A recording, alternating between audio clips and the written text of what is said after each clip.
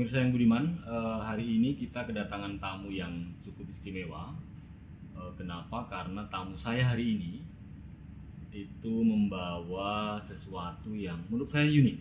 Unik karena barang-barang ini diolah dari sampah yang umumnya sampah itu kan pasti mengganggu kita. Nah, ini sampah tersebut menjadi sesuatu yang bermanfaat, bernilai ekonomi dan tentu ya berdimensi pengembangan keterampilan kan gitu. Nah, bersama saya hari ini ada Mbak Fitria Aryani. Mbak Fitria Aryani ini dari LPBI PBNO. Ya, betul. LPBI itu sendiri apa Mbak sebetulnya? LPBI itu kalau melihat kepanjangannya, Lembaga Penanggulangan Bencana dan Perubahan Iklim yang ada di NU. Bencana dan perubahan iklim. Betul. NU punya ya? Punya, Mas. Saya pikir NU itu nggak sampai ke situ kan begitu. Nah, gimana coba ceritanya? Ya, jadi memang mungkin selama ini banyak masyarakat yang melihat bahwa NU itu hanya kegiatan-kegiatan keagamaan, betul, kegiatan sosial, dan yang sekarang lebih terkenal itu banyak yang nggak bisa membedakan antara NU dengan politik gitu loh, Mas. Iya, betul. Nah, betul. Di sini sebenarnya kita ingin mencoba memberikan info kepada masyarakat bahwa NU itu tidak hanya di ranah yang seperti itu saja. NU itu juga mulai mengembangkan ke penanggulangan bencana dan perubahan iklim. Sesuatu yang ditunggu masyarakat ya. Betul. Sekali. Nah, LPBI ini sendiri sebetulnya berdiri sejak kapan? Kalau LPBI-nya itu mulai dari 2010. 2010. Ya, betul. Ini adalah periode yang ketiga. Ketiga ya? Ya, betul, ketiga. Kalau dari CBDRM, dulu awal CBDRM, sekarang LPBI. Cikal bakalnya LPBI itu? Embrionya itu CBDRM, Mas. Jadi dimulai dari kejadian Aceh ya. Aceh? Kejadian Aceh. Sudah cukup lama dong Mbak sebetulnya? Betul. Jadi waktu peristiwa bencana Aceh itu teman-teman sudah di lapangan? Teman-teman sudah di lapangan tapi tidak membawa nama LPBI karena belum ada ya Mas ya. Iya betul. Jadi masih membawa nama NU.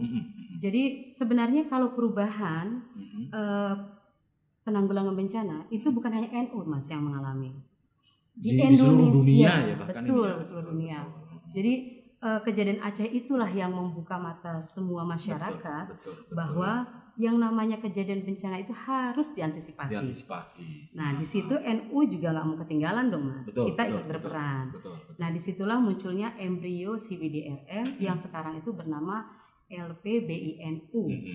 Nah, di periode sekarang itu 2015-2020 diketuai oleh Mas Muhammad Ali Yusuf. Ya, yang akan kalau periodenya ya 2015-2020 ya. Nah, kalau di kebencanaan hal-hal apa saja yang sudah dilakukan oleh LPBI ini, Mbak? LPBI NU itu kebetulan bekerja sama dengan beberapa pihak. Jadi karena dalam kebencanaan itu kita merasa bahwa bencana tidak hanya harus ditangani pada saat tanggap darurat. Betul. Tapi mulai dari pra bencana sampai ke pasca bencana itu NU harus berperan. Betul. Sesuai dengan siklus yang ada ya. Betul. Nah, itu kita menggandeng yang sebenarnya mitra paling lama itu ya Australia. Betul. Kemudian ada Jepang. Ya, ada Jepang. Kemudian juga kita ada beberapa mitra kementerian-kementerian.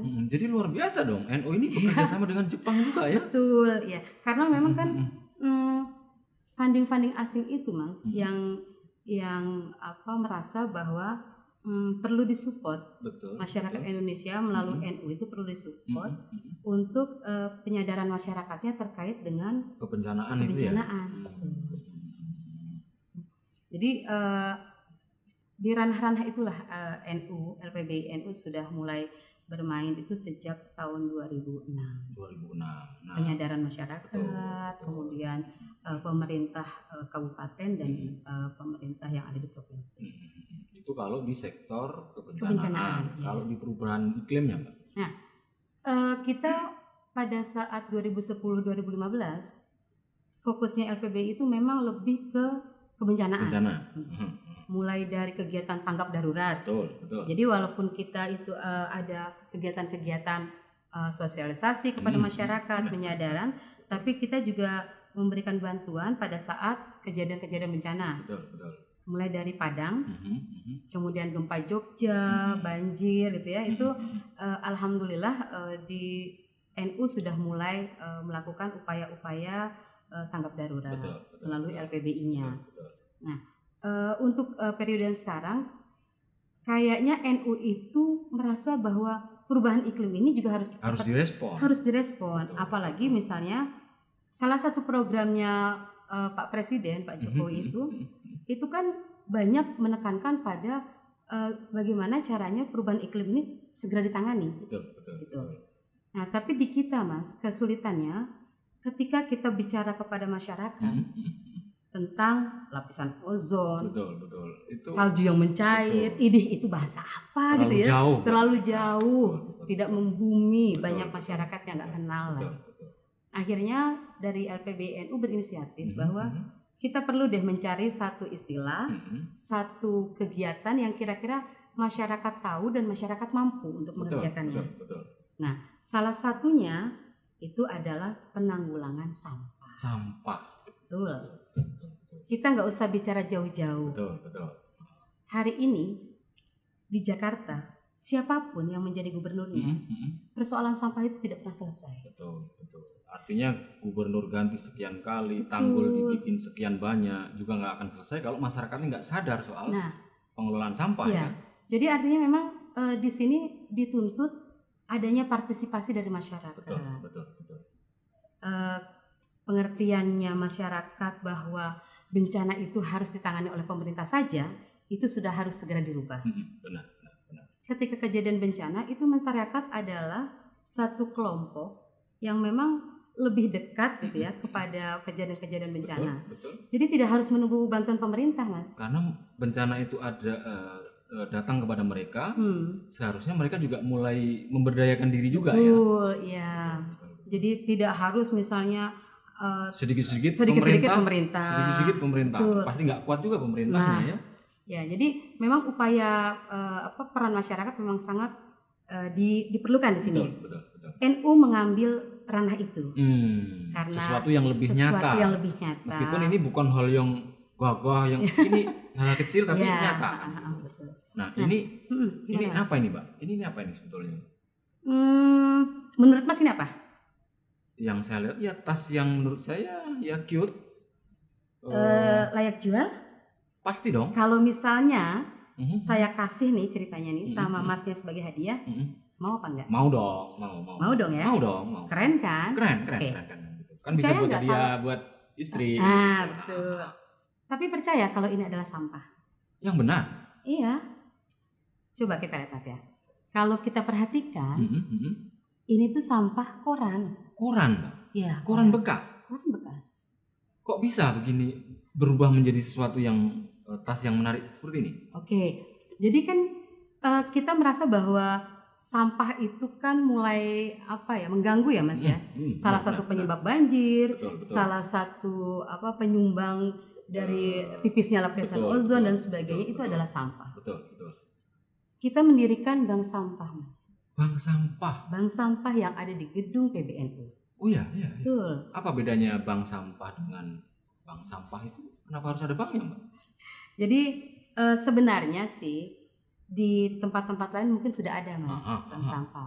Cuma tapi mungkin menurut saya masyarakat perlu diberi pemahaman yang lebih detail soal bank sampah itu mudah diucapkan tetapi juga terlalu ngawang-ngawang. Kayak apa sih gitu ya? Betul. Kalau di bank konvensional kita itu kan menyetor sesuatu, menabung sesuatu dan seterusnya. Di bank sampah itu seperti apa? Sama, Mas. Sama. Jadi kalau misalnya di bank konvensional orang datang menjadi nasabah, sama dengan di bank sampah. Sama, ada buku tabungannya juga. Masyarakat itu datang ke bank sampah untuk menjadi nasabah. Saya liatin, Mas. Ada bukunya? Ada dong. Tapi tasnya juga dari barang bekas. Semuanya ini murni dari koran. Luar biasa, pemirsa. Keren banget kan, Mas? Iya.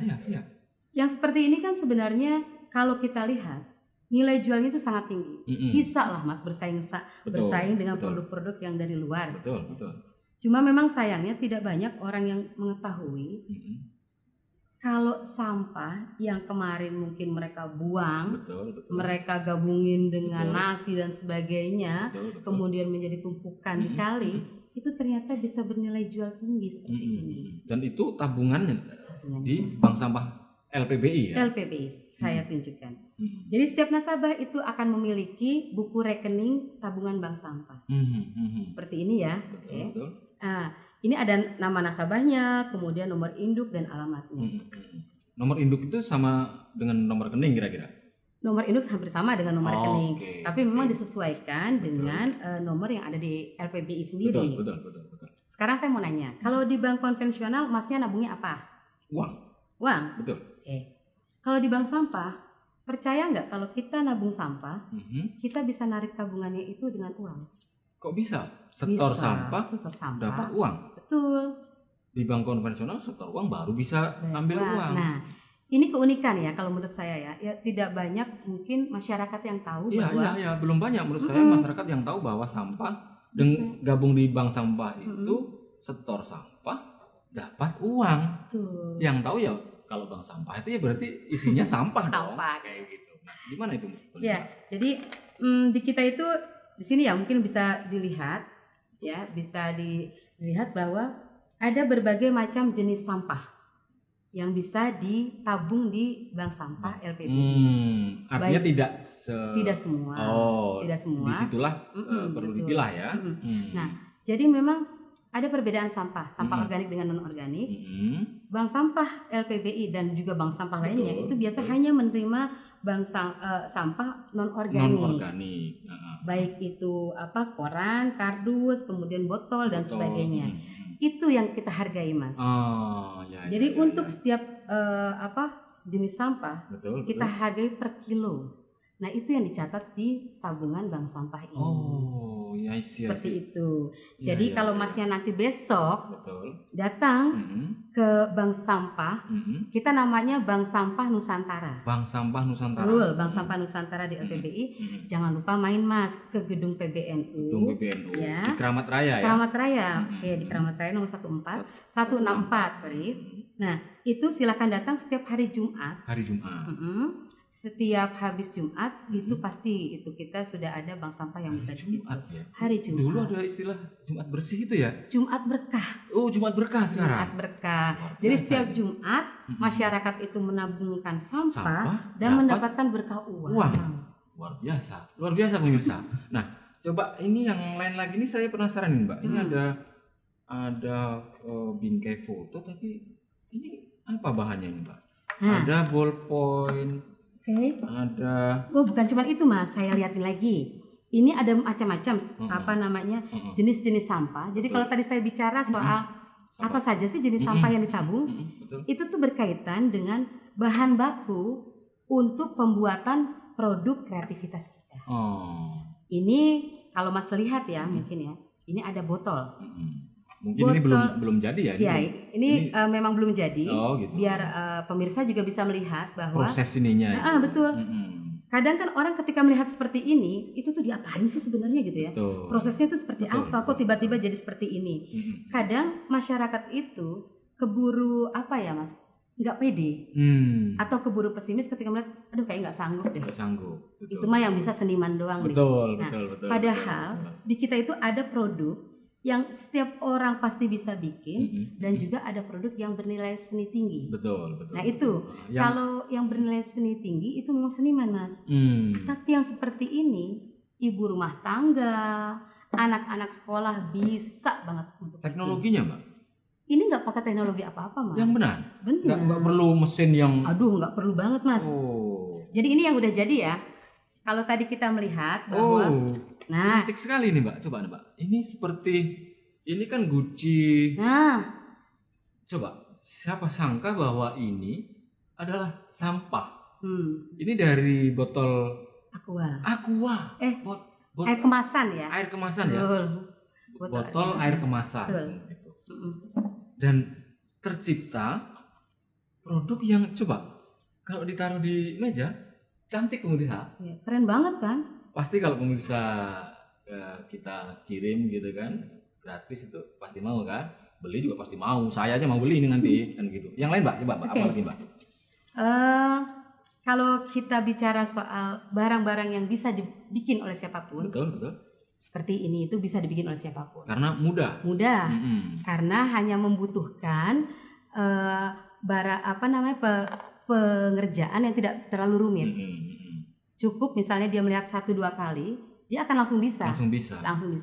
Ya, kayak semacam prakaryanya anak-anak itu Mas. Betul. Nah, tapi ada juga barang-barang produk daur ulang yang bernilai seni. Bernilai seni tinggi. Seperti ini. Enggak setiap orang. Kaligrafi. Kira-kira menurut Mas ini dari bahan apa? Ini kertas juga, kertas bekas? Iya. Atau murni ini.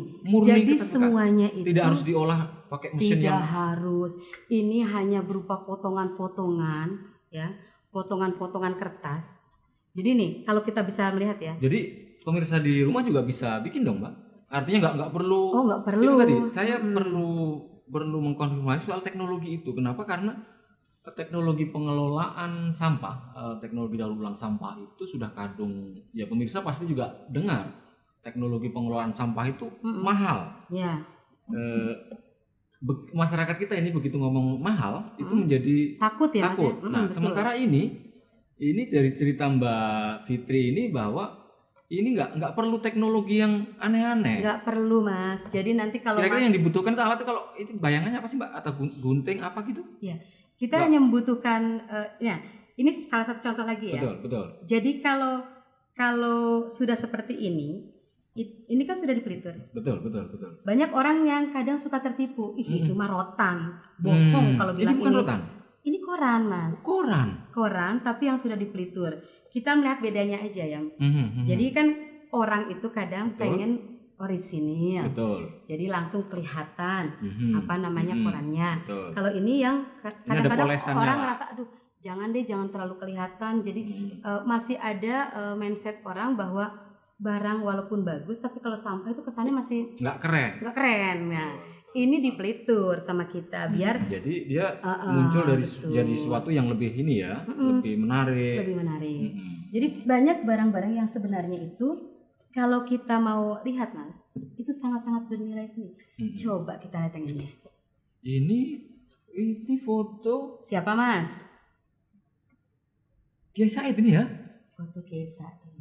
Jadi ya karena memang kita itu berasalnya dari lembaganya NU, promosinya ya Bapak Kiainya lah Mas. Gitu. Jadi artinya ini salah satu contoh barang yang berkesenian tinggi. Artinya ini memang butuh butuh banget sense seninya.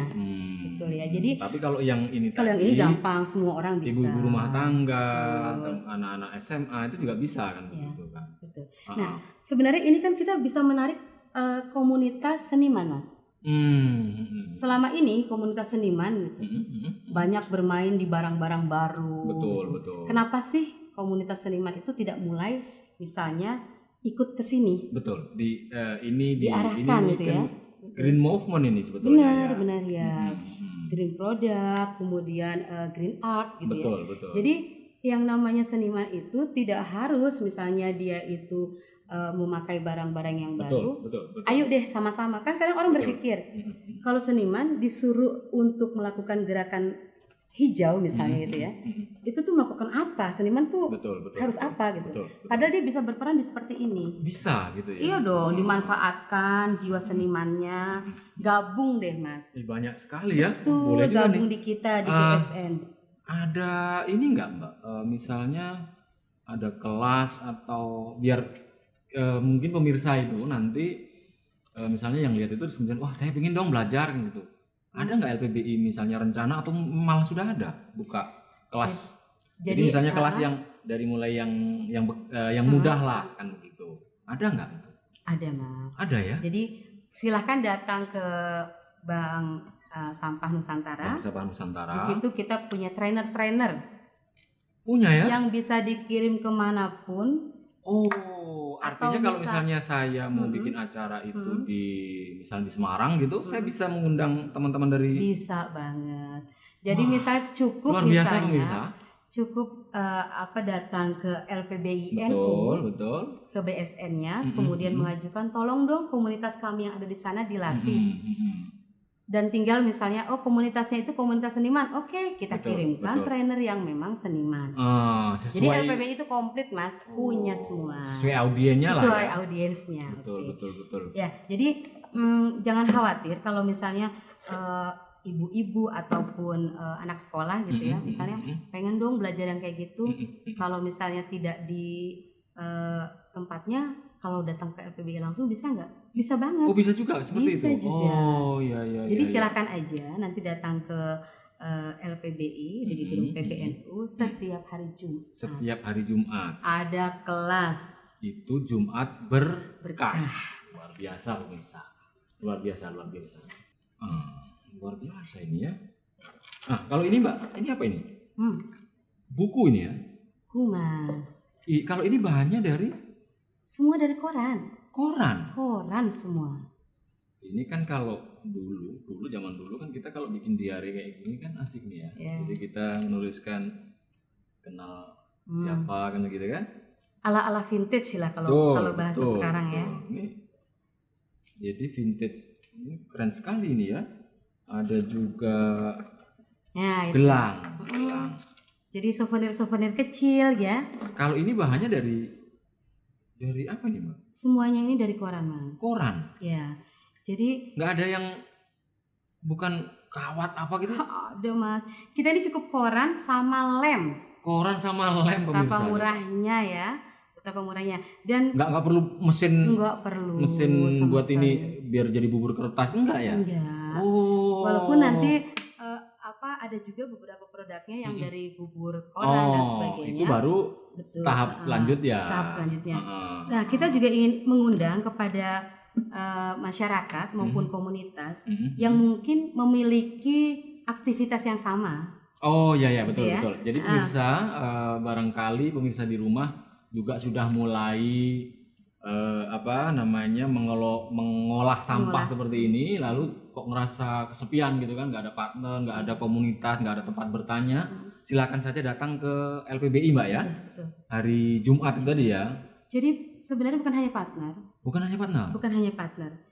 Kebetulan belum lama ini Mas, LPBI NU itu melalui BSN-nya itu telah melakukan MOU dengan pihak Smesco. Betul. Jadi LPBI NU itu mengikuti sebuah proses kurasi produk dan dinilai bahwa produknya LPBI itu layak untuk ikut meramaikan stand Smesco yang ada di Gatot Subroto sana.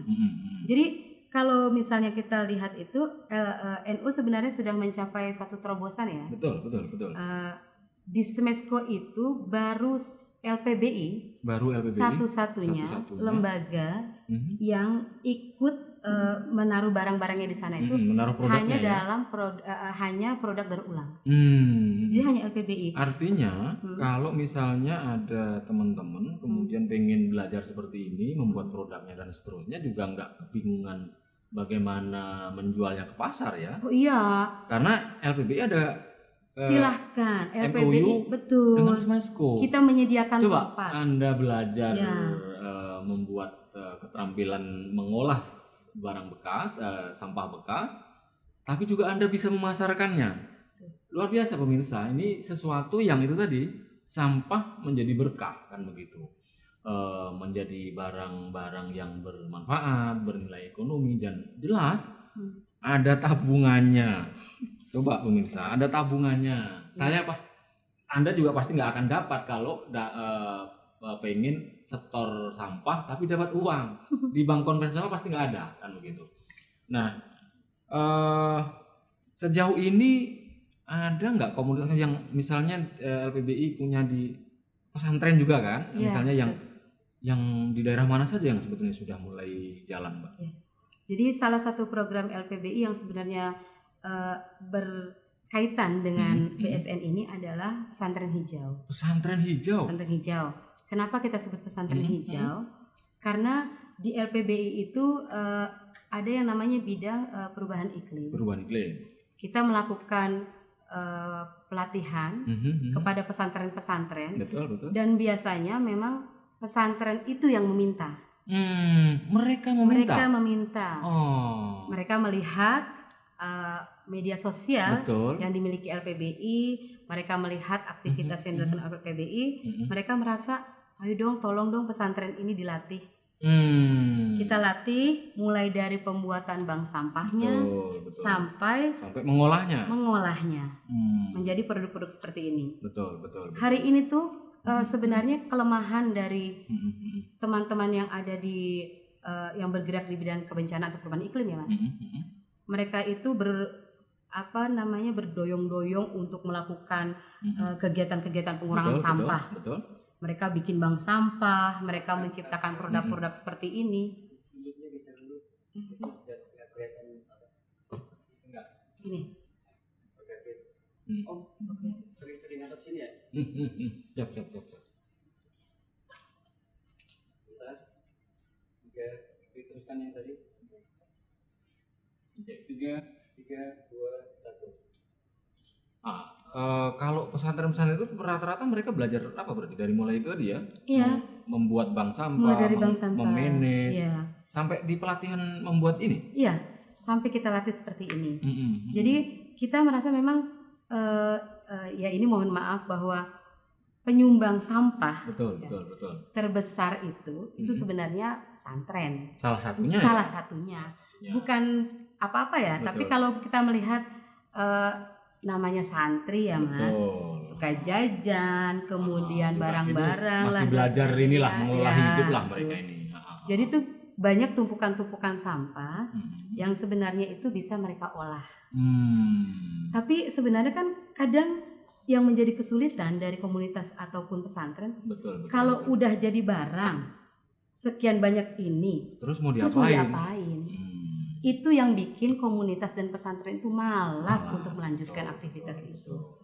Nah, pada saat kurasi itulah kendala-kendala seperti itu kita sampaikan di Smesco itu, bahwa ada banyak komunitas, ada banyak pesantren yang memiliki kepedulian lingkungan, memiliki keterampilan yang menghasilkan produk bernilai jual tinggi, tapi nggak punya pasar.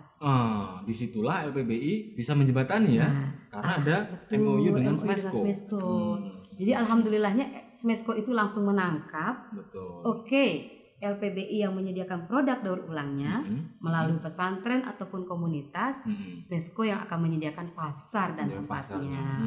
Jadi harus dimanfaatkan betul. Mas. Nah ini penting pemirsa. Kenapa? Karena mungkin kalau di tempat lain bisa jadi kan kalau pemirsa sudah belajar bagaimana mendaur ulang koran gitu misalnya, sehabis itu barang sudah tercipta, Anda juga bingung bagaimana kemana memasarkannya. Nah di LPBI teman-teman akan dibantu soal itu kan begitu. Ini sesuatu yang menarik pasti ya.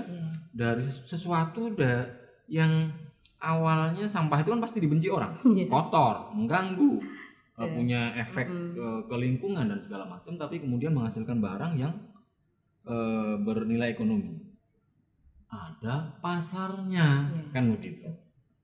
Ini kan luar biasa pemirsa.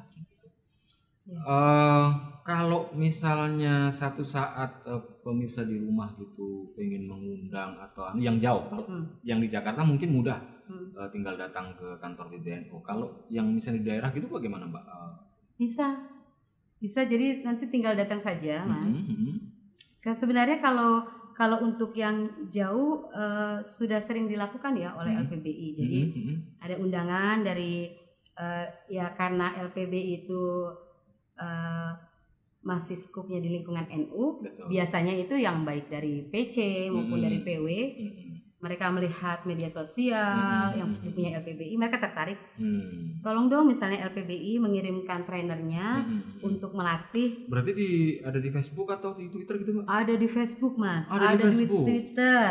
Jadi ada websitenya. Oh ada juga websitenya ada. Ya? Jadi nanti silahkan saja dicari Facebooknya LPBI NU. LPBI NU ya. Kemudian Twitternya dan websitenya juga ada. Di situ banyak sekali kegiatan-kegiatan, baik itu kegiatan betul. yang penanggulangan bencana maupun yang kegiatan-kegiatan yang daur ulang seperti ini. Jadi kalau misalnya masyarakat ingin memiliki keterampilan maupun ingin mencari pasar, jangan ragu lagi. Jangan ragu, datang ke LPBI. Kalau misalnya ada satu komunitas Karang Taruna gitu misalnya, atau OSIS gitu misalnya mau ngundang trainernya LPBI juga bisa gitu. Bisa. Oh iya. Jadi LPBI itu terbuka ya? Terbuka, sangat terbuka. Silakan saja dari berbagai macam segmentasi masyarakat. Betul. Karena kayak kemarin ya Mas, kalau misalnya kita melihat Hari Peduli Sampah Nasional, itu kita mengundang banyak mitra, baik dari kelurahan betul. maupun dari sekolah-sekolah, itu kita undang. Langsung kita coaching untuk melakukan proses-proses daur ulang sampah. Artinya ada coaching juga ya yang ditangani oleh LPBI. Ya. Mbak Fitri, terima kasih sekali sudah banyak. Bisa nggak Pak Fitri nanti perwakilan dari LPBI untuk memberikan contoh bagaimana membuat salah satu produk? Mungkin ini untuk pertemuan edisi berikutnya. Oh iya. Oke. Sebentar. Yang garuk-garuk lu Bang. Kayak nonton channel. 3, 2, 1.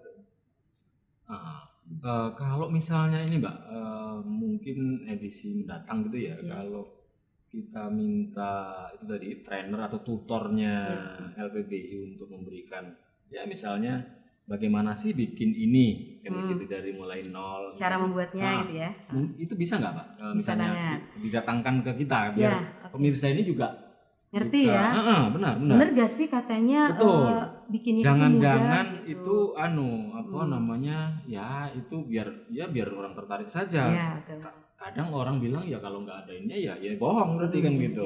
Ya, nah mungkin mungkin di edisi mendatang ya Mbak ya. Siap Mas. Jadi nanti kebetulan tapi yang basic dulu Mbak, jangan yang hard dulu. Jadi biar masyarakat juga paham ya. Paham. Jadi kita itu punya ada 4 trainer. Ada yang bergerak khusus di bidang melinting koran pun itu beda-beda Mas. Jadi ada tekniknya beda-beda. Jadi ada yang khusus untuk ini, kayak jenis abstrak ya, berkesenian, bernilai seni tinggi ya, dia seorang seniman. Kemudian ada lagi yang sebenarnya ada kayak itu ya Mas ya, kapal dari koran, pesawat miniatur betul dari koran. Itu juga ada orang yang khusus. Ada lagi yang dari sampah styrofoam. Ya, jadi mungkin di setiap edisi nanti akan kita hadirkan dari masing-masing trainer yang memiliki spesifikasi seperti itu. Itu pasti akan sangat menarik buat pemirsa. Kenapa? Karena pemirsa menyaksikan langsung bagaimana misalnya cara membuat bekas botol minum air mineral kan begitu dikelola menjadi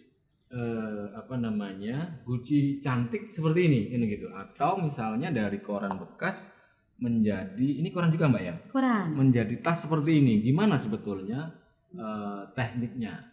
Nah ini penting agar teman-teman punya bayangan, pemirsa di rumah punya bayangan bahwa itu sesuatu yang nyata, mudah, tidak perlu biaya tinggi, tidak perlu alat yang berteknologi tinggi, dan ya, semua bisa melakukan kan. Ibu rumah tangga bisa melakukan, teman-teman yang baru ini sekolah juga bisa melakukan.